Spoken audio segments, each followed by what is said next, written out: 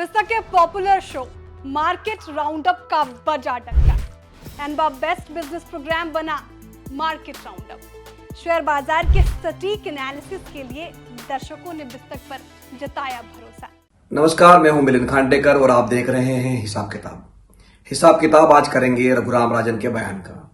रघुराम राजन ने ब्लूमबर्ग को एक इंटरव्यू देकर कहा है कि 2047 तक विकसित भारत की बात करना बकवास है। अंग्रेजी में उन्होंने कहा कि नॉनसेंस है। तो इस बयान के बाद में बवाल मचा हुआ है। आपको पता ही है कि प्रधानमंत्री नरेंद्र मोदी ने 2047 तक भारत को डेवलप्ड कंट्री यानी विकसित भारत बनाने का लक्ष्य रखा है और 2024 के लोकसभा चुनाव में भी बीजेपी ये नारा जोर शोर से लगा रही है। तो आज हम बात करेंगे कि रघुराम राजन ने आखिर कहा क्या है और क्या 2047 तक भारत सबसे विकसित देश या सचमुच में विकसित देश बन सकता है। इन दो बातों पर आज हम बात करेंगे। तो सबसे पहले जान लीजिए कि रघुराम राजन ने क्या कहा है। रघुराम राजन ने ब्लूमबर्ग को पिछले हफ्ते एक इंटरव्यू दिया। इस इंटरव्यू में मोटे तौर पे उन्होंने हेडलाइन तो अपनी जगह है, लेकिन उन्होंने मोटे तौर पे 4 बातें कही है। हेडलाइन तो यही थी कि 2047 तक विकसित भारत की बात करना भी बकवास है, नॉनसेंस है। अब जो उन्होंने इसके लिए तर्क दिए हैं कि नॉनसेंस क्यों है, वो उन्होंने 4 तर्क दिए या मोटे तौर पे 4 बातें कही है।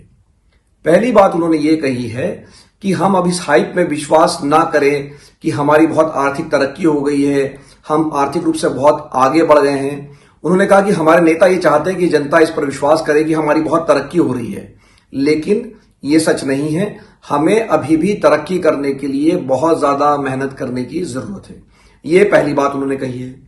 दूसरी बात उन्होंने ये कही है, ये ऐसा क्यों कह रहे हैं कि हमें अभी बहुत मेहनत करने की जरूरत है, तो उन्होंने 2 बातें कही है। अपनी वर्कफोर्स को लेकर उन्होंने एक बात कही कि जो लोग काम करने के लिए आते हैं, रोजगार लेने के लिए आते हैं, उनको एम्प्लॉयबल बनाने की जरूरत है।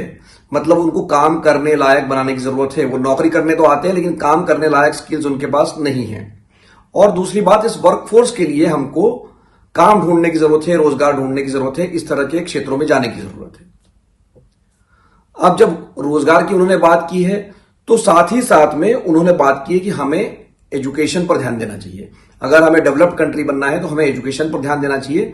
और उन्होंने ये कहा है कि कोरोना वायरस के बाद में जो स्कूल बंद हो गए, लॉकडाउन के बाद बच्चों की पढ़ाई पर असर पड़ा, इसका असर ये हुआ कि अभी जो बच्चे हमारे हैं स्कूलों में, ये जो स्तर है हम बच्चों की पढ़ाई का, ये 10 साल पीछे चला गया है। उन्होंने एक स्टडी का हवाला दिया है। इस स्टडी में यह बात कही गई थी कि जो क्लास 3 के बच्चे हैं उसमें से मात्र 20%, मतलब मान लीजिए कि किसी क्लास 3 में 5 बच्चे हैं अगर, तो उसमें से सिर्फ एक ही बच्चा ऐसा है जो कि क्लास 2 के जो टेक्स्ट है या गणित है या जो भी आप पढ़ाते हैं वो क्लास 2 की पढ़ाई कर पाता है। बाकी 80% बच्चे फेल हो जाते हैं, वो पढ़ाई क्लास 2 की भी नहीं कर पा रहे हैं। तो उन्होंने कहा कि ये मेरी नजर में बहुत चिंता का विषय है और ये पढ़ाई पर हमें बच्चों की ध्यान देना चाहिए। लेकिन उनका कहना यह है कि सरकार का ध्यान, ये सरकार की प्राथमिकता जो है वो बड़ी बड़ी प्रोजेक्ट पर है, बहुत प्रेस्टिजियस प्रोजेक्ट पर है। ये जो पढ़ाई लिखाई पर सरकार पर्याप्त रूप से ध्यान नहीं दे रही है। और इसीलिए उन्होंने एक हवाला दिया जो एक सरकार की स्कीम है चिप बनाने के लिए, जो सब्सिडी देने के लिए। तो ये स्कीम जो है, इस पर राजन ने यह कहा कि 76,000 करोड़ रुपया सरकार चिप बनाने के लिए सब्सिडी दे रही है। सेमीकंडक्टर की जो चिप होती है, जो कि आपके मोबाइल फोन में लगती है, आपके लैपटॉप में लगती है, आपके कार में लगती है, वो चिप बनाने के लिए सरकार 76,000 करोड़ रुपए की सब्सिडी दे रही है। लेकिन हायर एजुकेशन पर कितना खर्च कर रही है?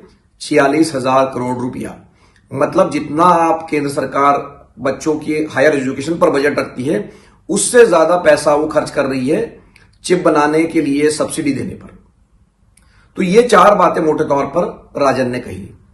अब ये बात स्वाभाविक थी कि जब राजन ने बयान दिया तो दूसरी तरफ से जवाब दिया नीति आयोग के जो सदस्य हैं और बड़े अर्थशास्त्री है अरविंद वीरवानी ने। उन्होंने राजन की तुलना कर दी पैराशूट, मतलब जो कि ऊपर से नीचे गिरते हैं, इकोनॉमिक्स से।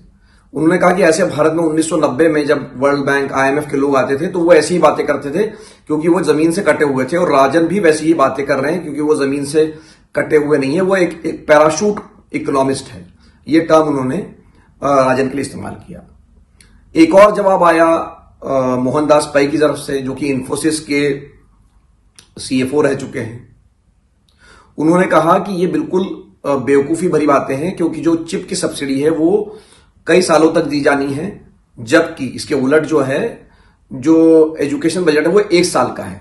तो पहली बात तो इन दोनों की तुलना ही गलत है और ये मूर्खतापूर्ण बातें कर रहे हैं राजन, ऐसा मोहनदास पै ने कहा। उन्होंने कहा कि बच्चों का एनरोलमेंट रेट कॉलेज में बढ़ गया है, उसके अलावा जो हमारा ड्रॉप आउट रेट है, मतलब स्कूल जो में बच्चे जो पढ़ते हुए पढ़ाई छोड़ देते हैं, वो भी अब कम हो रहा है, लोगों को नौकरियां मिल रही है। तो राजन जो बातें कर रहे हैं इसका कोई मतलब नहीं, मूर्खतापूर्ण बातें हैं।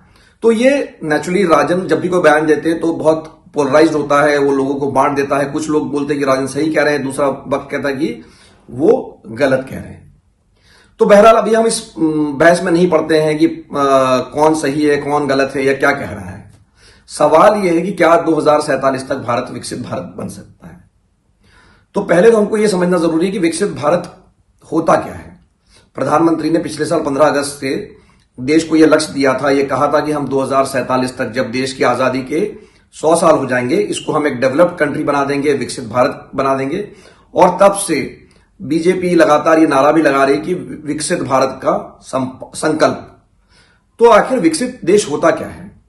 तो विकसित देश की एक जो मिनिमम जरूरत होती है वो ये होती है कि उसकी आमदनी जो है, प्रति व्यक्ति आय जो है, वो 13,000 अमेरिकी डॉलर होनी चाहिए। इतनी आमदनी होना चाहिए। उसके अलावा आपके जो हेल्थ और एजुकेशन, ये पैरामीटर भी देखे जाते हैं। लेकिन मिनिमम जो क्राइटेरिया है वो है कि आपकी प्रति व्यक्ति आय देश की 13,000 डॉलर होनी चाहिए, जो कि मोटे तौर पे 2 लाख रुपया साल का बनता है। अगर हम अभी के एक्सचेंज रेट की बात करें, ठीक बात करें, तो 2,32,000 रुपया अभी हमारी प्रति व्यक्ति आय है। 2,800 डॉलर है ये अभी, और हमें जाना है 13,000 डॉलर तक। तो क्या हम यहां से लगभग जो है 5 से 6 गुना अपनी आमदनी अगले 23 वर्षों में बढ़ा सकते हैं?